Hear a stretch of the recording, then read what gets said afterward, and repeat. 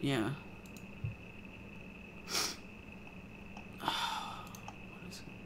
Okay, it says we're live now. There we go. So we're back up.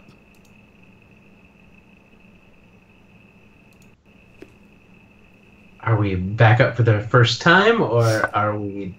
As far as I know, we should be. It should be for the second time, because Okay. we did start streaming a little bit. I saw it go live, but it looks like things are all fixed right now.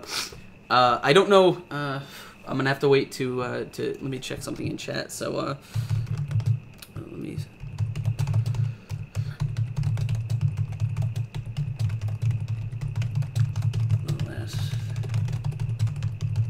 Yeah, I don't know where exactly we went down, because I just saw on Twitter someone said the chat wasn't working. Oh, tech issues are so fun. All right. So it looks like we were having some tech issues, but real quick, Monte was telling us, and I believe I should have a recording saved, so I can probably splice the video back together.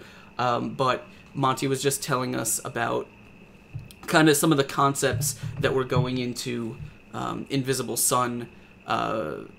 Very, very, very kind of strange philosophical stuff with, I guess, extra. I don't know what you call it. Would you call it dimensions or levels of reality?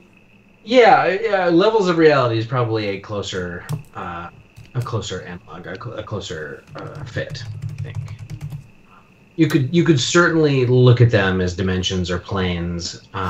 We have a thing called the Path of Suns, which shows 9 different aspects of reality that you could think of them as dimensions if you wanted to.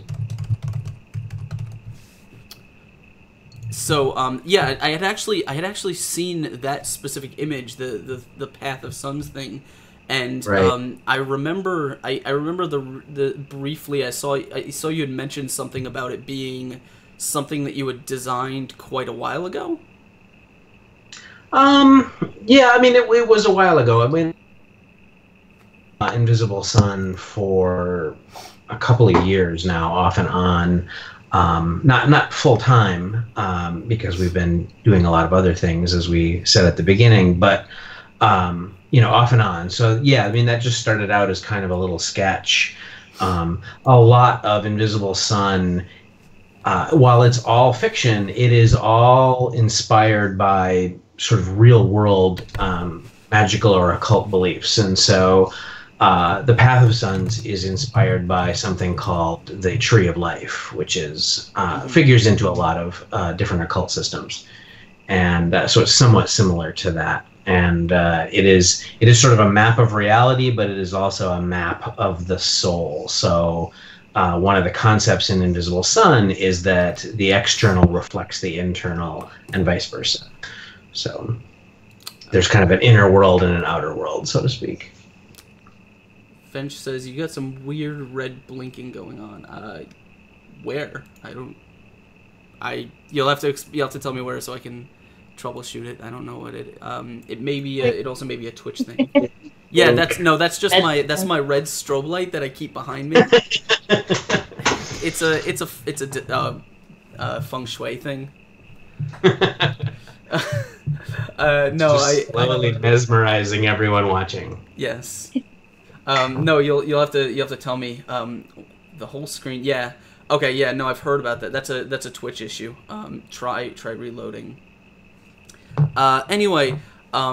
So actually, I mean, the concepts that you're talking about, they like. They definitely seem like. I mean, when you're dealing with sort of I guess the.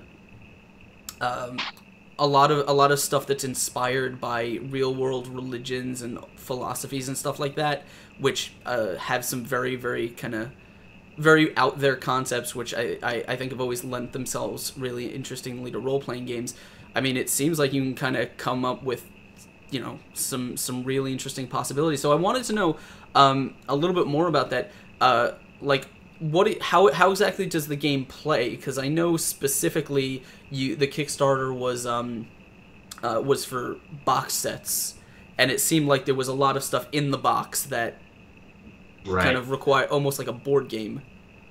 So, a lot of the inspiration for that comes from, I'm a big board game fan, and there's some companies that produce these great, beautiful games. Fantasy Flight, for example, comes to mind. They make these fantastic games, and you open them up, and there's a board, and there's all these fantastic pieces and cards and tokens, and taking all that stuff out of the box itself is this really cool experience. And many times I have thought, upon opening one of these new games, I wish that there was the equivalent in a role-playing game. I wish that there was this sort of unboxing joy, right? This opening up of a box of wonders. So that was really kind of part of the idea, was that we wanted to create this box of wonders that was filled with all kinds of cool stuff, but it wasn't just extraneous stuff. It was stuff that was actually integrated into the gameplay. So everything in that box, you're right, there are, now that we've reached a stretch goal, which has upgraded the box, there's over 1,000 cards in the box, that have like the individual spells on them and the items and cool stuff like that. There's various tokens. There's the Path of Suns board. There's a cool resin sculpture called the Testament of Suns, which kind of looks like a big six-fingered hand, and that actually holds one of the one of the Sooth deck cards. And there's a reason for it, right? It shows that because that shows what the active card is and the card that's actually affecting the game, so that everyone can see it and it's very clear. So all of these things, they're a part of the game, but they're also my desire to want to create a high-end game product, a fantastic experience, right? Something new, something that we really haven't seen before.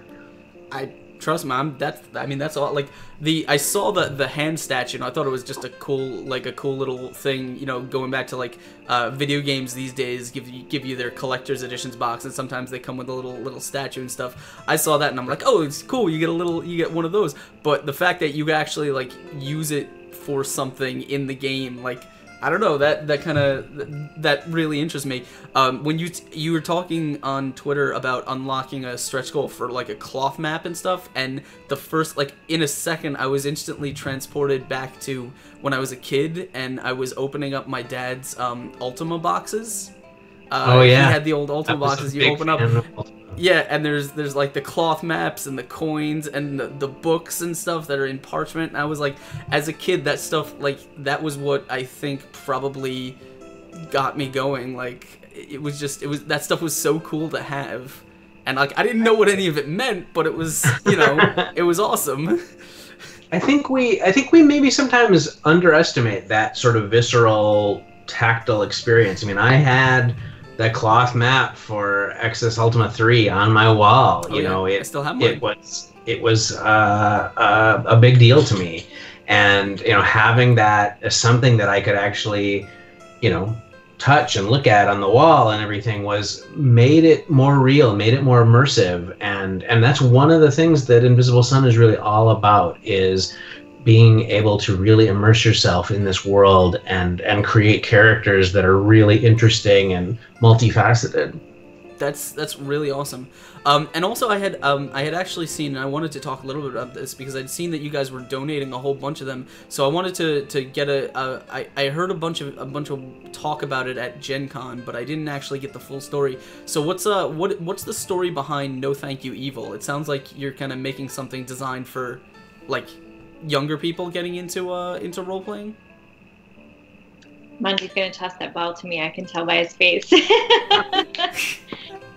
Yeah, so last year we came out with No Thank You Evil. We kickstarted that as well, and the thing that you mentioned about giving them away, one of our stretch goals was to give away more than 100 copies to organizations and libraries and schools, particularly that served kids who had any kind of need, whether that was financial or some learning disabilities and stuff like that. And so we've been giving those away basically for the cost of shipping is all the libraries and stuff have to pay.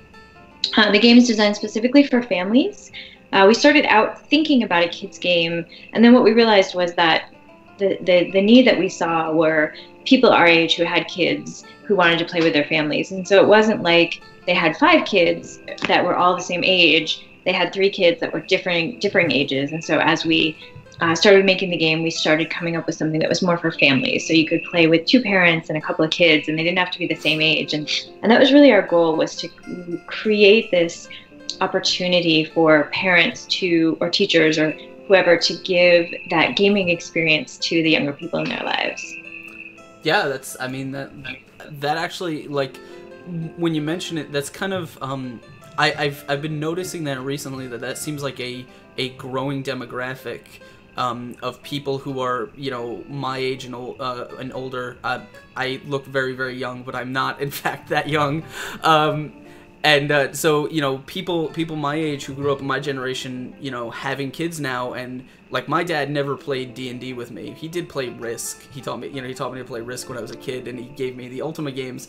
But you know, it seems like the people that I grew up with, and you know, who are a little bit older than me too, a lot of them, you know, grew up playing these games and now want to sort of bring that to their kids. Like, that's something that I've been hearing so much about recently. And in fact, by the way, real quick, thank you so much, Ganj the Unjust, for following. Welcome to the madness, my friend.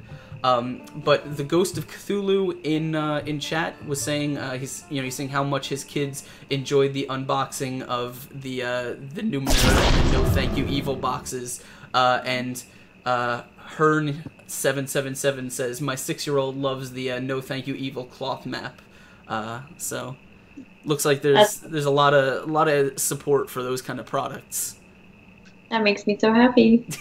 I think in truth everything we create as game designers, well, I should only speak for myself, but everything I create as a game designer harkens back to like my 7-year-old self. Yeah. I mean, I'm writing a game about dinosaurs right now, and if that's not my 7-year-old self just having a heyday, then I don't know what it is.